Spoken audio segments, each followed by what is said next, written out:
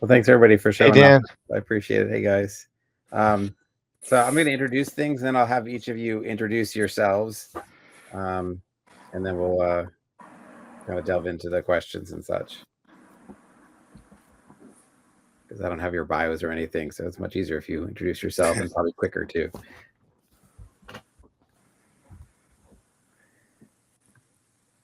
So I guess tell me whenever we're ready to go. I don't see Bill on, but he did text me earlier, so.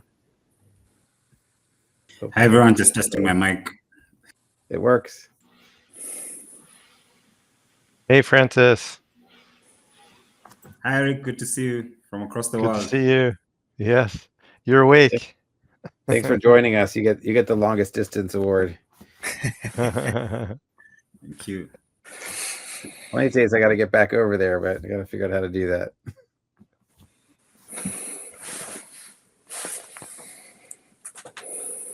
And I owe Lucky a beer. I'm going to hold you to that. Please do. I just got to make my way over there too. Awesome, team. You'll be able to get started here in about 5 seconds. Feel free.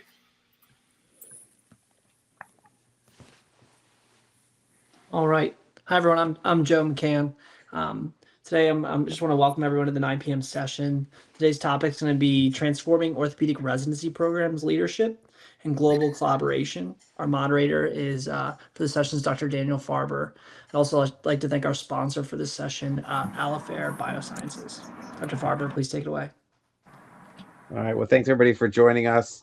We're planning kind of just a fun interactive session here to talk about residency training and how we can really maybe do this in a more global and cooperative way. So we've got a great panel, and I will pass the baton over to each of them to introduce themselves. And we have one more on the way that hopefully will make his way on here. But we'll start with the person furthest away, which is Francis. Dr. Mbugua, if you want to introduce yourself. Hi everyone, my name is Mbugua Francis. I'm an orthopedic surgeon from Kenya.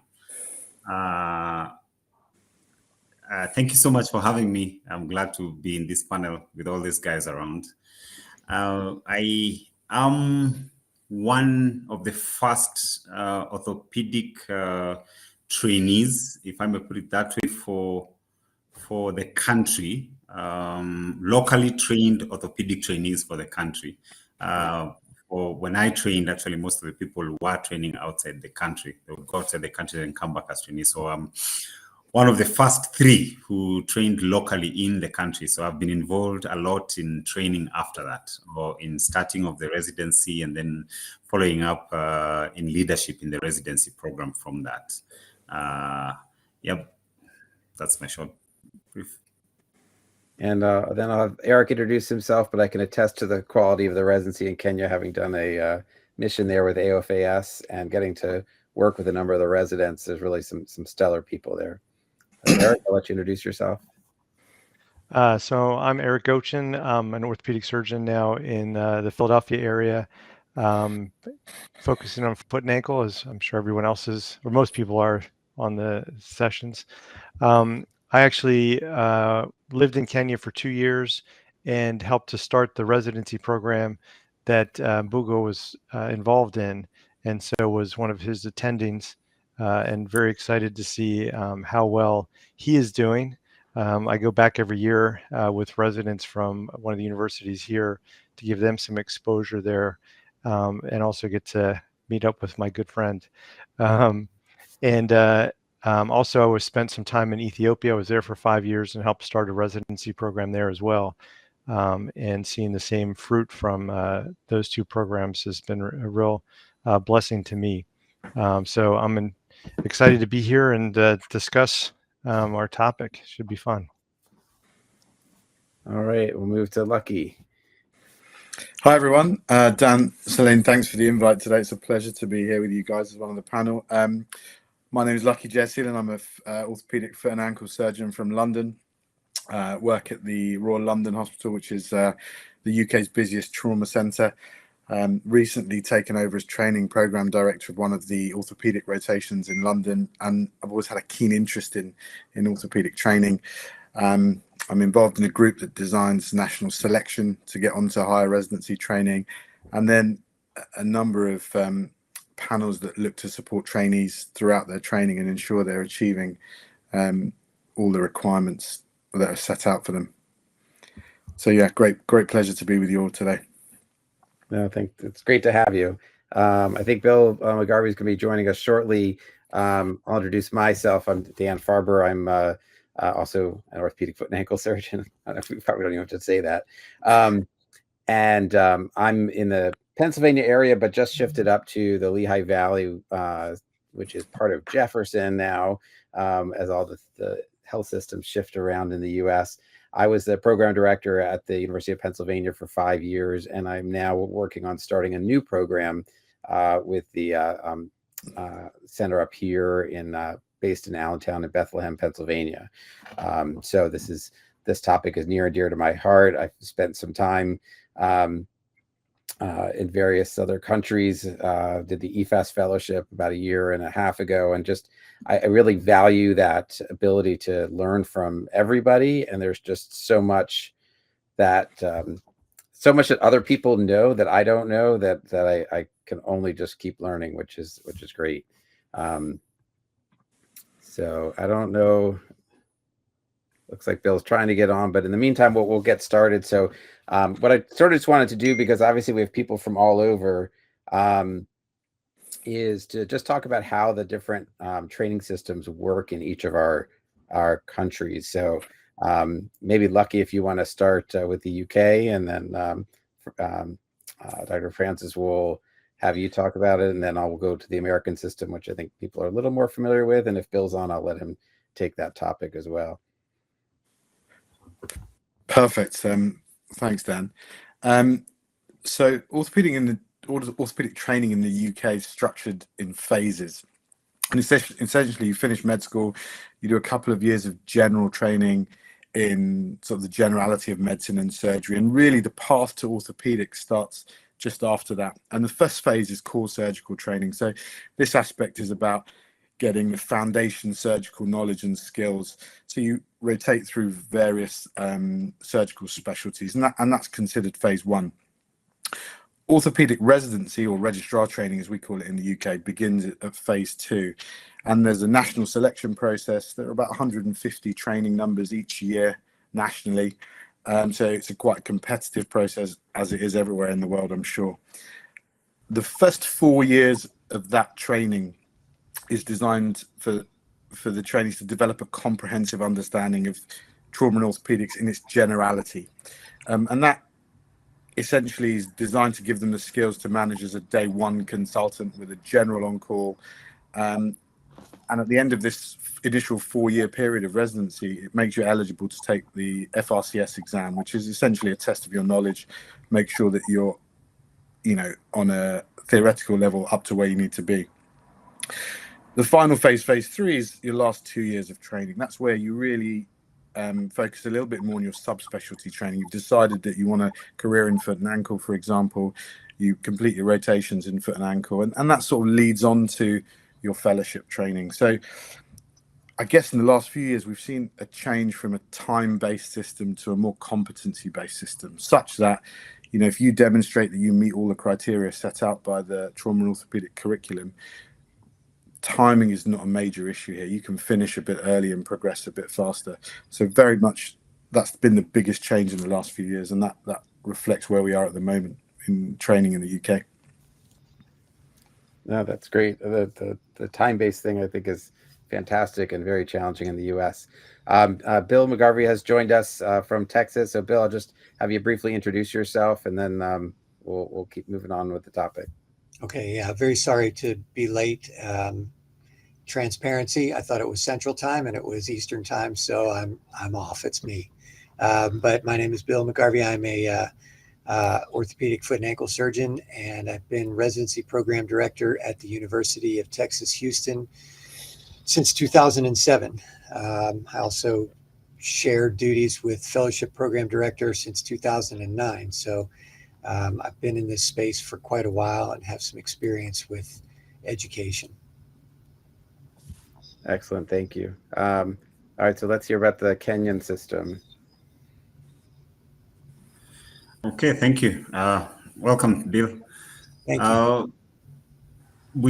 I have been lucky to be involved in to see the evolution of orthopedic training in Kenya from its inception. We'll be coming up to 20 years next year since we were able to have orthopedic training in the country. Before that, it was it was complex, or not as complex. Guys would finish general surgery, you do your basic medical training, and then finish that, get your doctor training, and then after internship, go then in country, do a residency in general surgery, and then you go outside the country and then either pursue orthopedics, either it's a fellowship or full training, and then come back. So currently, we have two orthopedic training systems. So we have university-based training system, and then we have what we call fellowship-based training, which is under the umbrella of COSEXA, or the College of Surgeons of East, Central, and Southern Africa. So I am involved in the training that is under the umbrella of the College of Surgeons of East, Central, and Southern Africa, which is COSEXA.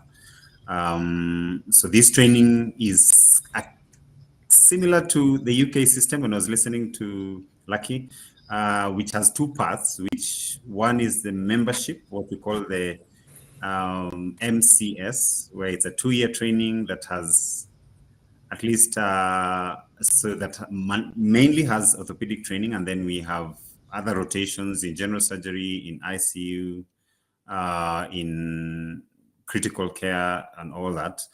And then at the end of the 2 years, they do an exam.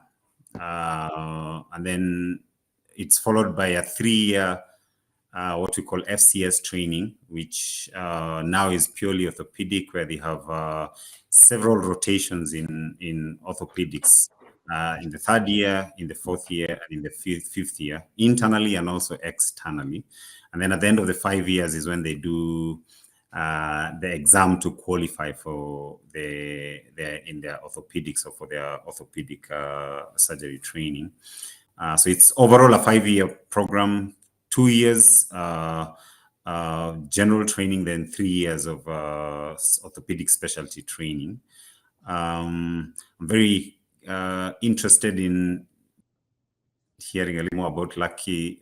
Lucky said competency-based as opposed to time, because it's one of the things we have been thinking about at the end of the 5 years. How do you decide that this person is competent enough? Is it just time, or because there are those who will have been good enough, there are those who maybe you're thinking a bit deficient. Anyway, but that's how our training works. The university-based training, there are 2 centers, so they are basically, or both of them are still 5 years, and they get straight into orthopedics. They have anatomy and physiology for the first 2 years, and then they start their orthopedics and general surgery for the first 2 years, and then they start their orthopedics for another 3 years. But the fellowship-based is the one that currently has more residents in the country. Excellent. That's fascinating to hear the different systems, both between countries and even within. Bill, I'll ask you just to quickly summarize the kind of the U.S. system for residency and training.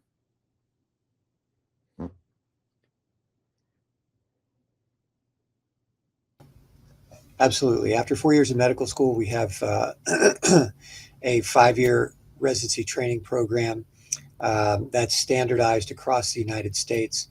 The first year has evolved quite a bit over the last few years. Traditionally, there was quite a bit of latitude, but the American Board of Orthopedic Surgeons has now very much scripted our intern year.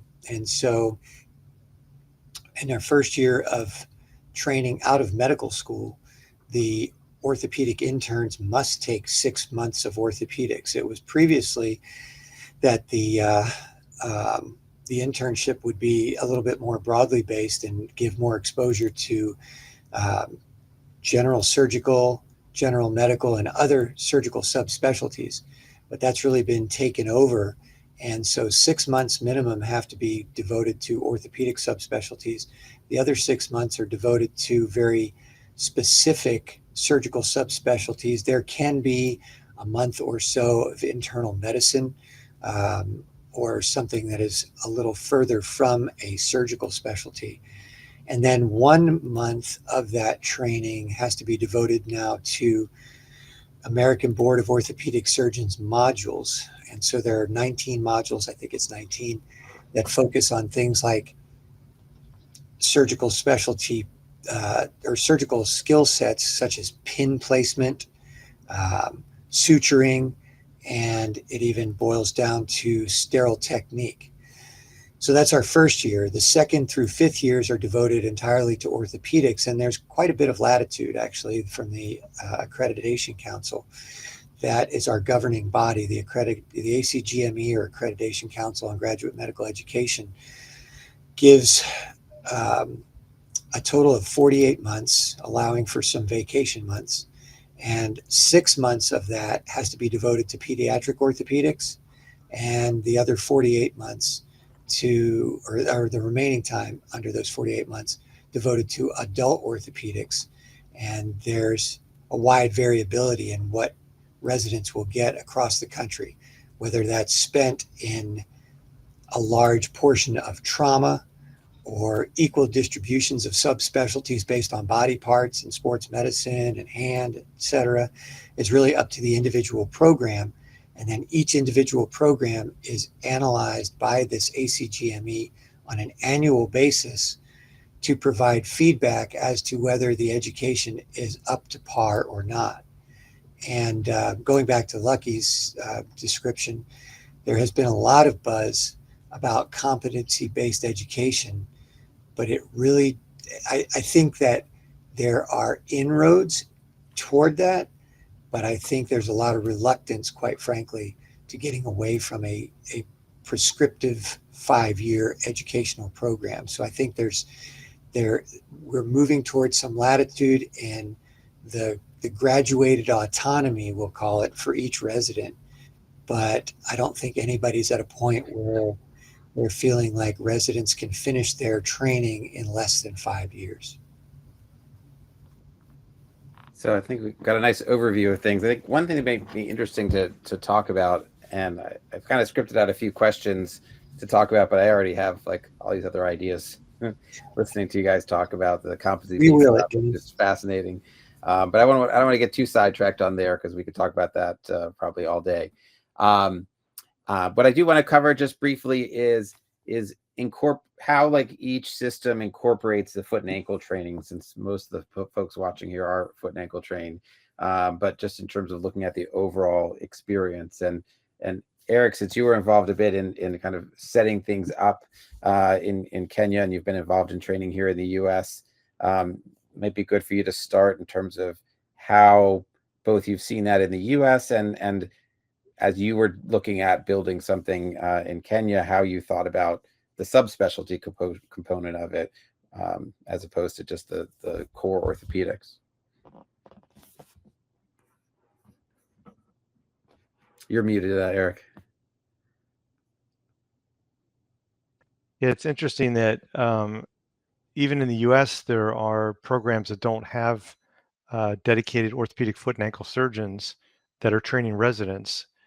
So there's, even in our country, we still have a deficit in trainers for residents. And I know the AOFAS has had some programs to try to help with that, but it is what it is at this point. Obviously, over in countries like Kenya, the need is even greater, and Dr. Mbugua can certainly help me on this, in that there's not a lot of subspecialties yet in Kenya. Most of the orthopedic surgeons are broadly educated. I think where he is, there's definitely a push to start getting more subspecialization. I know he does a fair amount of sports medicine, I know that one of the hospitals there is in the process of starting a spine fellowship for additional training after they finish their residency training. But there's not anybody dedicated to doing foot and ankle teaching. And so one of the things that we've started at the AOFAS, which is, I think, working really well, and again, Francis, you can help corroborate this, is that we've got people that are traveling there. It's gotten to the point where it's now quarterly, where we're getting 1 to 2 week trips every quarter in the year. And it works out really well because now we have time for follow-up on patients, in addition to kind of a more consistent team of foot and ankle surgeons that are coming there to help with the training. And I think once you can identify somebody that's a Kenyan that wants to do more foot and ankle, then that person could probably take over that role. But right now, there doesn't seem to be anybody that's stepped up to that role yet.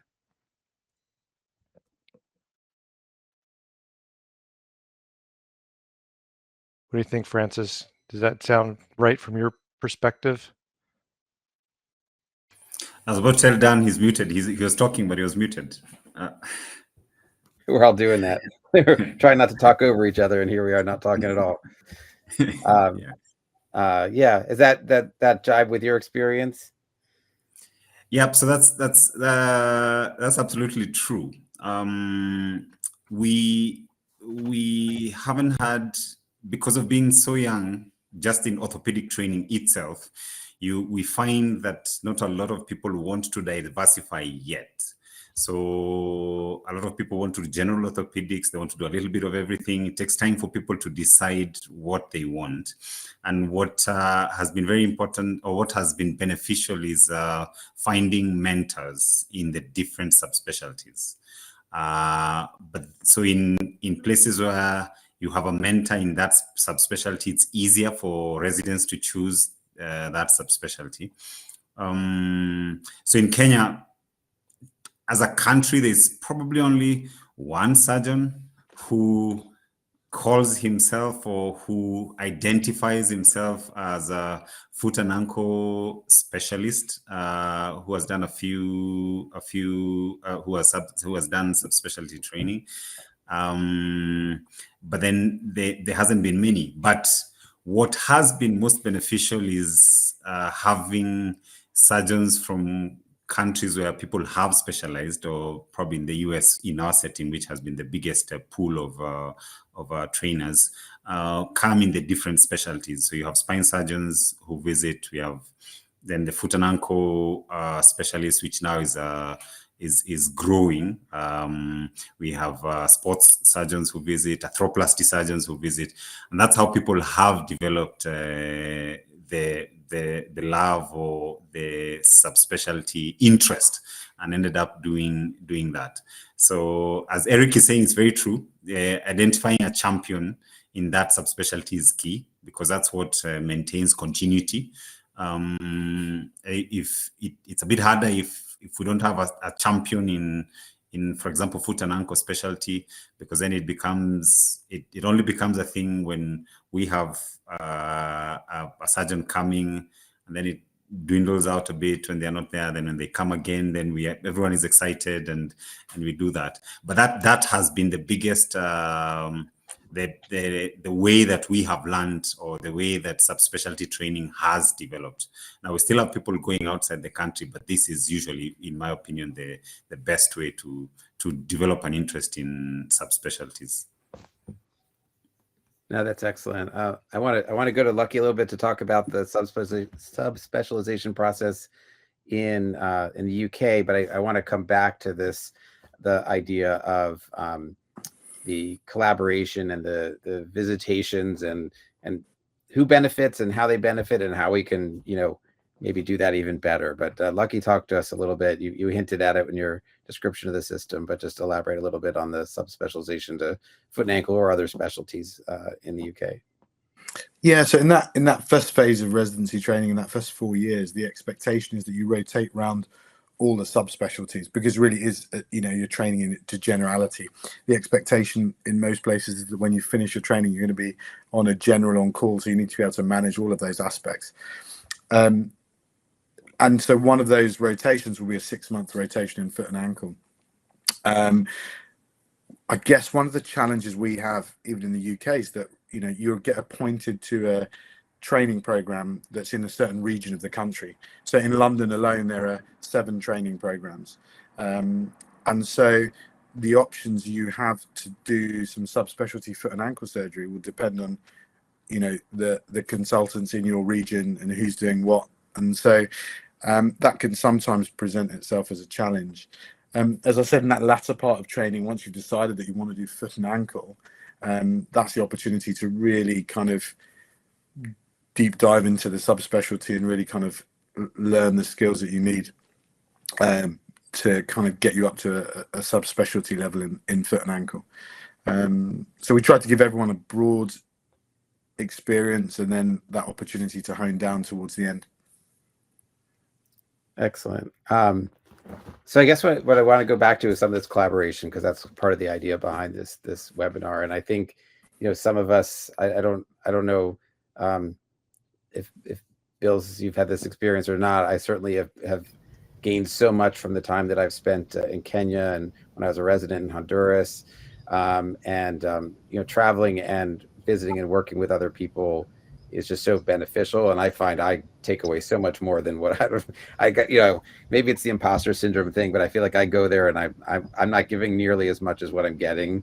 The experience I had in Kenya was fantastic. We weren't that busy surgically because there was some insurance issues going on in the country at that time, but just that gave us more time to interact and to talk and to have some teaching sessions and just really fantastic opportunities. And so, Bill, I guess I would ask your take on both those experiences and how you think that might work into training programs in the U.S. And the benefits for U.S. residents, as well as bringing people from other countries into your program, or at least in as visitors. Yeah, so it's a great point. And, you know, we can talk about the logistical roadblocks all day long, but I think that, you know, I was never fortunate enough to have applied for the traveling fellowship. I think those are great opportunities. We've had traveling fellows at our institutions, and that's been a really tremendous experience to have people who are interested at that level come to spend time and really get in-depth education. It's a very short period of time, obviously, just a few days, but it's really meaningful. You know, they are there with, you know, they're sponges. They want to come in, they want to learn, but yet they provide a lot of feedback. And so when we have traveling fellows rotate with us, you know, I like to pick their brains as much as I think that they would like to pick ours and see how things are done. And it's not just about technical things either. It's about healthcare systems. And I think we can learn a lot from each other about how healthcare is delivered in different areas. I can speak to this at multiple different levels because, you know, I've gone to different countries dating back to my residency. I was fortunate enough to actually go to South America and see some orthopedic and foot and ankle and pediatric foot and ankle when I went to Guyana with a guy named Paul Sponseller. I did that for a couple of years.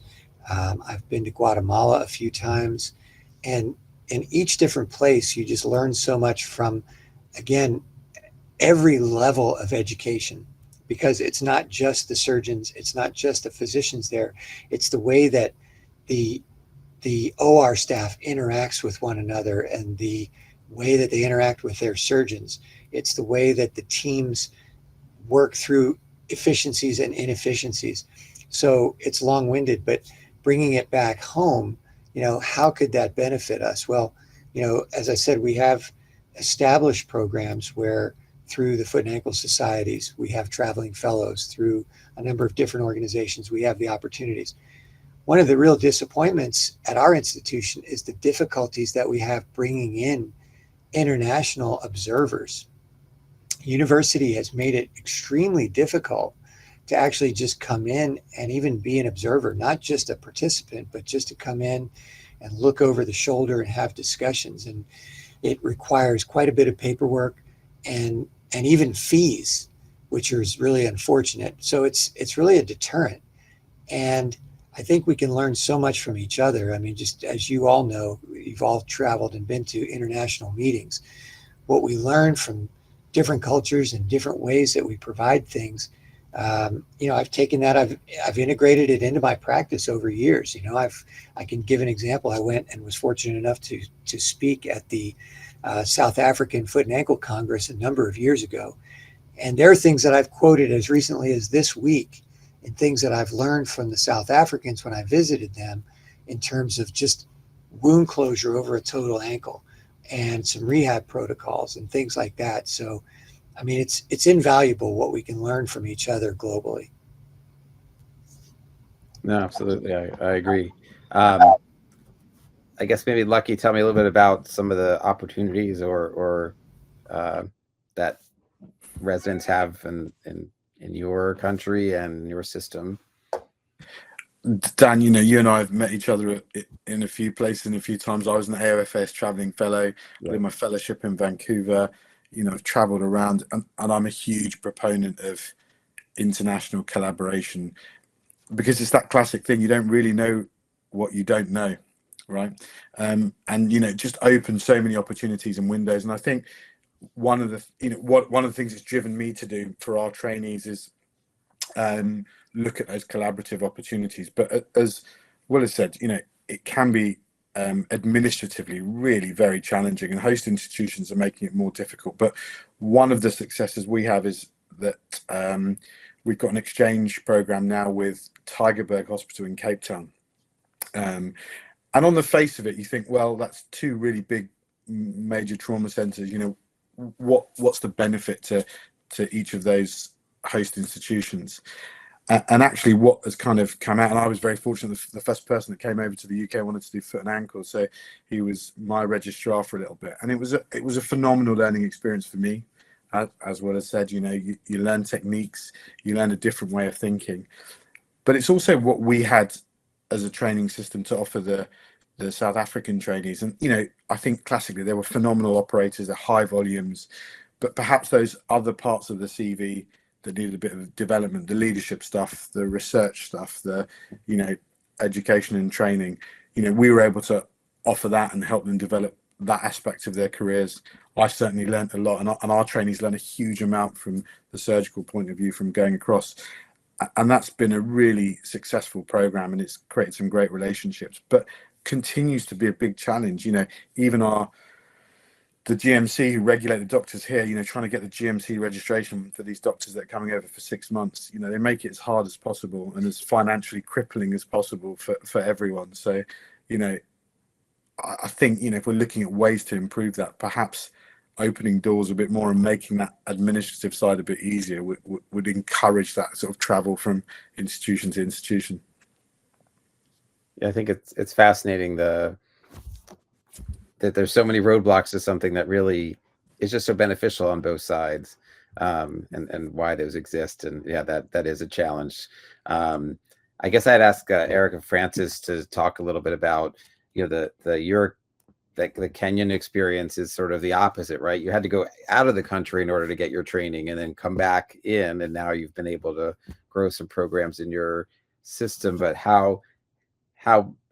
what opportunities are there for more international collaboration, for travel away from your site as opposed to bringing people in? And how do you guys look at that?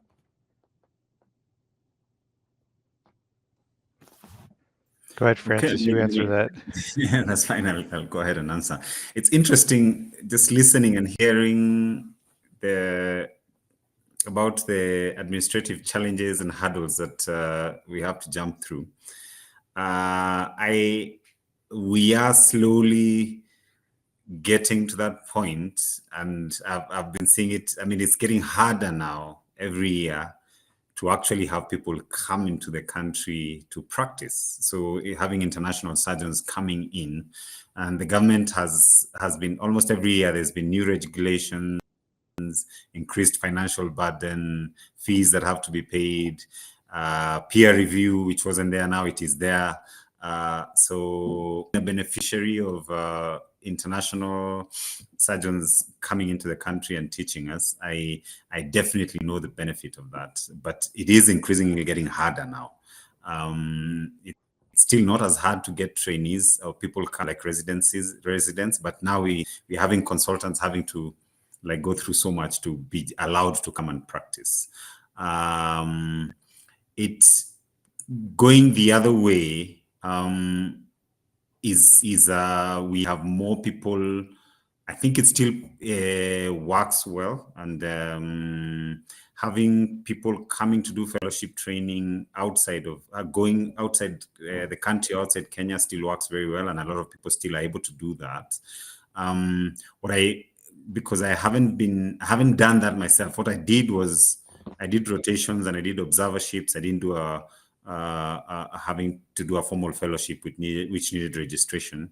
So I was lucky that I had people who just took me under their wing and they allowed me to go. Like, I've been to the US several times and I've worked in the US. I would say it's definitely beneficial because you get to see another system. It gives you the assurance or the reassurance that actually there are a lot of things that remain the same even across the world. But then again, you get to see a lot of other different things. So it's both ways, because then you see there's so many things we do that are actually global. And then there are things that probably would work in our system, things that wouldn't work in our system. But definitely beneficial. Now I know it's hard to go and observing is easier for most of the people who have been able to come, but practicing or actually doing surgery has been the biggest challenge. So a lot of people who are still able to go outside, they would be able to observe, they would be able to participate in clinic, for example, coming to surgery, but then participating in surgery itself, I think, is the biggest challenge for most of the surgeons from our experience or from what we have had. It's different, on the other hand, when people come this way, the regulations are not as tough with regards to operating and doing surgery, and even residents can come and they're able to operate and they're able to participate in surgeries. So to be honest, that is the biggest challenge for us. Sending residents is actually even harder. Sending consultants going outside is easier, and that's one of the things that we have found. Erik, any thoughts on that? Yeah, I would just agree with what Francis was saying. I know that there's opportunities for Kenyans, and I know also some of the Ethiopians that I know that have been able to travel abroad. I think there's some institutions that have developed a reputation for accepting physicians and surgeons from different foreign countries. I know Sick Kids in Toronto has really trained quite a few people in peds ortho. And probably some other institutions as well. But yeah, there's a huge administrative burden from our side, which is very unfortunate because there's no benefit to anyone with that. So it is what it is. It would be nice if we could somehow change that, but I don't know how that would happen. It seems to be pretty well. It's getting worse rather than better. Yeah, I've always found it fascinating sometimes that I can travel to Europe or go to Africa and I can operate there, but I can't go to Jersey and operate. Right. Which is like fascinating, right? I can't go to New Jersey. I can't go to the neighboring state because I'm not credentialed and I can't touch a patient, which is just absolutely fascinating when you think about the regulation and the challenges with that. Oh, that's fascinating. I didn't know that. I wouldn't have thought that would happen. That the US is the US. It's crazy. I could go and watch, but I can't touch a patient. I can't scrub in, or I mean, none of us can that. It's just a fascinating process, and part of it's thank the lawyers, all the great things they bring us. But any other comments along those lines? The other thing I want to kind of transition into, because we're talking a lot about in-person collaboration, And obviously in this whole post-COVID world, we now do so many things virtually. And I'm curious, and I kind of just open up to the whole group, whoever wants to kind of take this, is what your thoughts are about the benefits and to some extent drawbacks of the virtual visits and the virtual kind of collaboration or training exchanges. And I'll speak up on that a little bit. I know I've tried to start some, I think, with the guys in Kenya and Ethiopia as well, and really didn't get a lot of traction with it. I think it wasn't so much the time zone differences, but a lot of what we talk about in terms of didactic teaching, you can find videos online and watch them whenever you want. And really, we all know there's such a huge difference between meeting this way and sitting in a room together. And one of my favorite times when I'm in Kenya is when we're between cases in the lounge, just talking about cases and looking at x-rays and just talking about off the cuff things. And everyone learns so much during those times. And that's not scripted, it just happens. And somehow no one's figured out how to do that yet virtually. And there's just something about presence when you're in each other's presence that just changes everything. And I know for me personally, when I'm with somebody, I engage and learn so much more than if I'm just sitting and watching a video or even in virtual situations. Not that this is a bad situation, because this is actually a great discussion that I think is one of the benefits of doing virtual, is being able to discuss things like this. But I think just in general, learning through a residency program, my personal experience has been that it hasn't been quite as helpful as I thought it would be. I think I would agree. It's definitely a next best thing kind of thing. If you can't be there, then I think this format works reasonably well for certain things. We actually have part of our didactic education is actually, sorry about that, my lights are going out in the office, but some of the didactic education that we have in our residency training is actually virtual. We have a virtual meeting every week, and I know this doesn't really speak to international, but I think it is a piece of the puzzle. So we have 5 foot and ankle surgeons in our group. We are situated geographically at least about 20 miles apart from one another. We are in a large city. It's hard to get around, but we come together once a week. And I think that, I guess to contradict Erik just a little bit, the more frequently that you have those sorts of things, the more comfortable you get and the more you glean and the more comfortable with some of the rhetoric that you're referring to with some of the meetings, that tends to come out. I think when it happens once in a while, it's a little disconcerting to be on a webinar and to chime in. There's 100 other people listening. But I think when you have smaller groups and you do it more frequently, it actually becomes pretty colloquial and you really get pretty comfortable with it and you can learn quite a bit. So we've used that as part of our education now for case reviews, difficult case conferences. And so we have something at least once a week where we have sort of a citywide invitation, and it actually works pretty well for resident education from that standpoint, because they get to hear things from other surgeons that they normally wouldn't.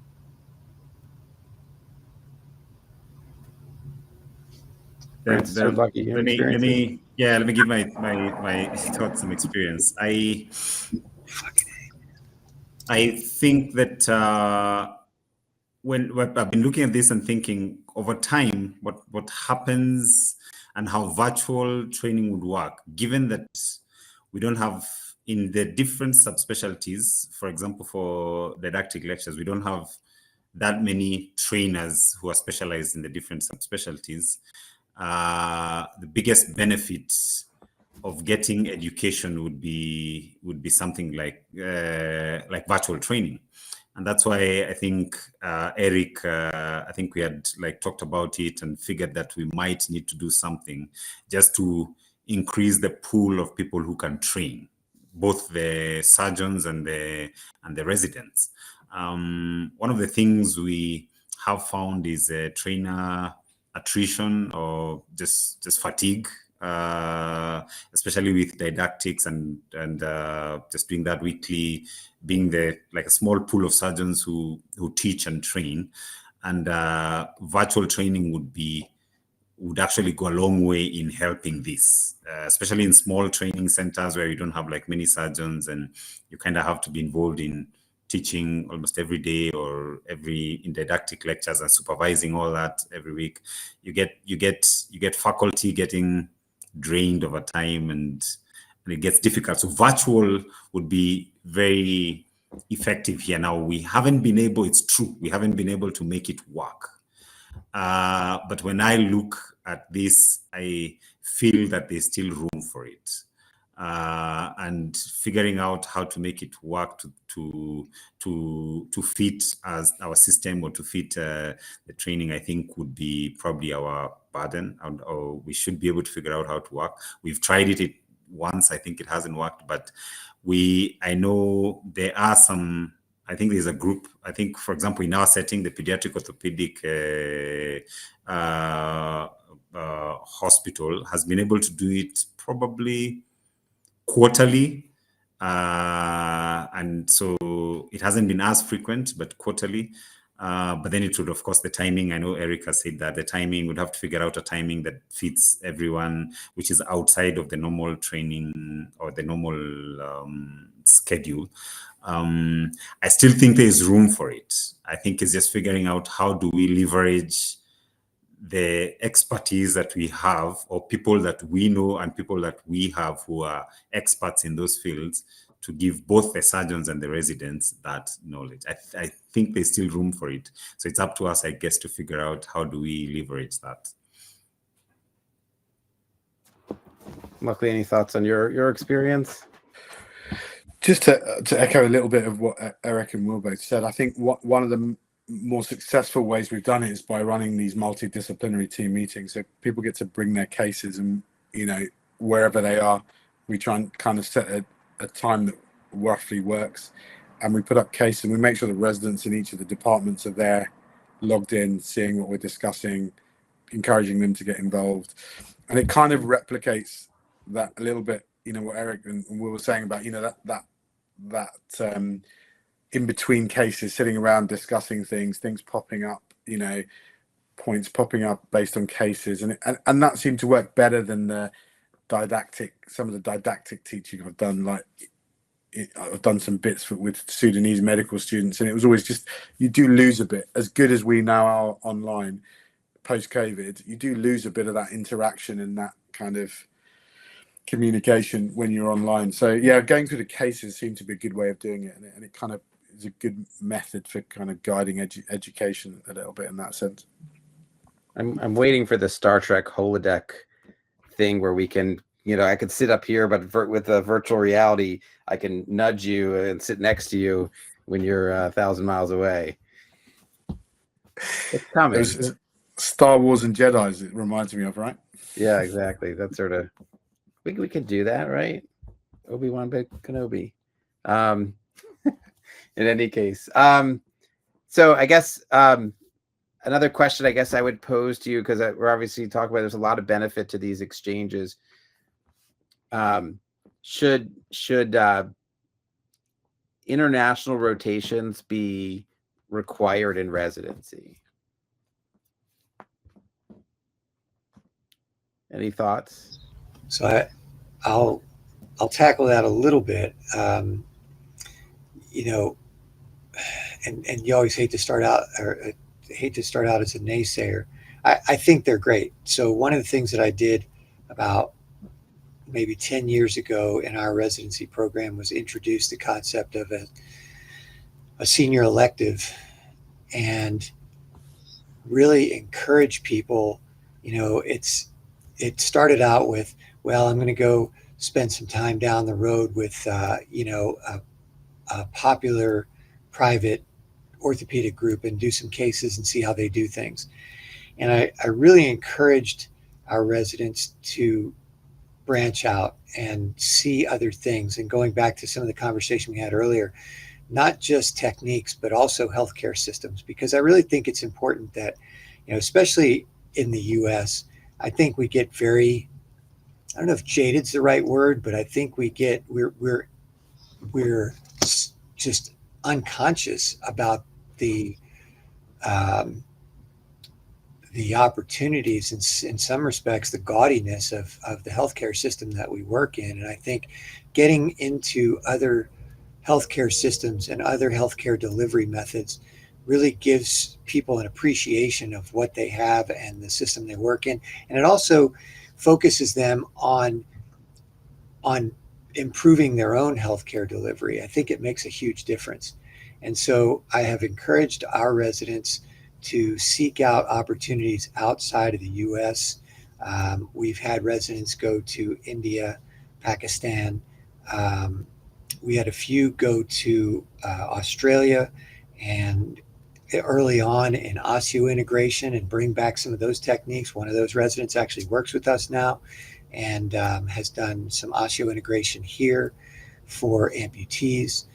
And so it really makes a huge difference. But to everyone's point, when we started this program, it's actually pretty easy to get people to go. They would just have to get a waiver from the university.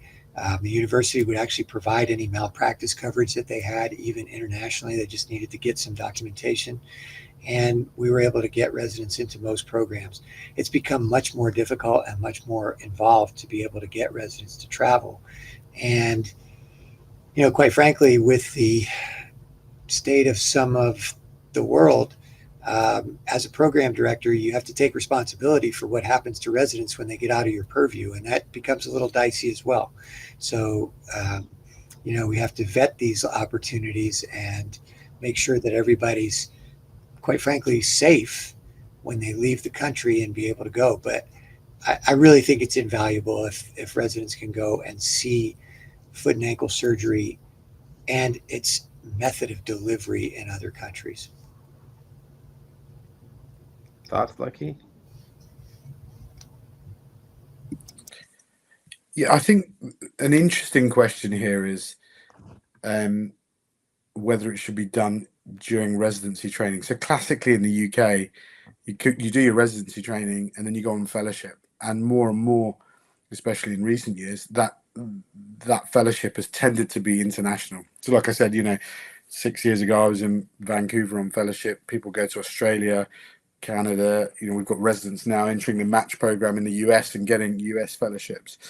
So I guess I really encourage that international collaboration during residency when there's a specific goal.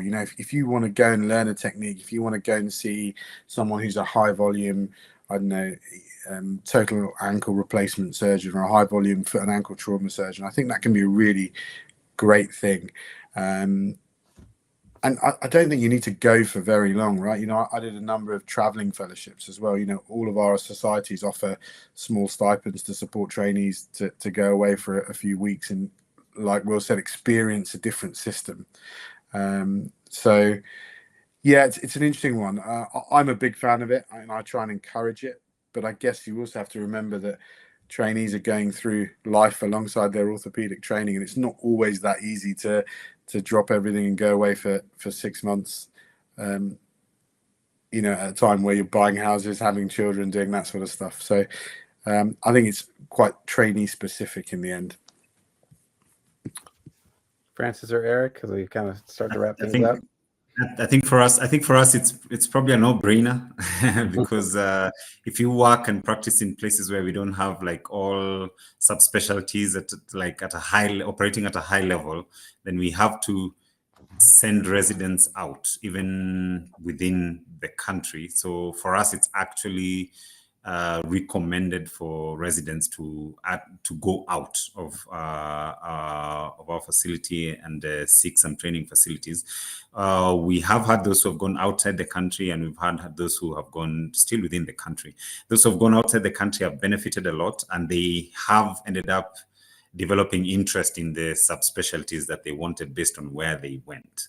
There are those who, but most of the times, as Lucky has said, we would seek out specific interest. If I'm interested in spine, I'm going to a center that does spine for 3 months, 2 months. So we've had 2 months rotations, we've had 3 months, and we've had 6 months rotations.